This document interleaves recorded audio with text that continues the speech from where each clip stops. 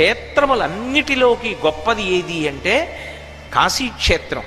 ఆ కాశీక్షేత్రం కన్నా గొప్ప క్షేత్రం ఈ భూమండలం మీద ఏదో తెలుసా? ఒక్క దక్షారామమే. దక్షిణ కాశీ అని పిలవబడినప్పటికీ కాశీ ఎక్కుడు గౌరవమున, కాశీ ఎక్కుడు క్షేత్ర సంఘములలోన, కాశీ కన్నను ఎక్కుడు గౌరవమున భోగమోక్ష నివాసంబు దక్షవాటి.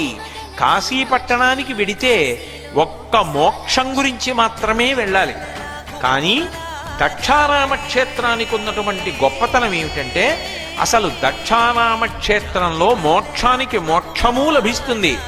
అలాగే అక్కడ విశేషమైనటువంటి భోగానికి కూడా అదే క్షేత్రం.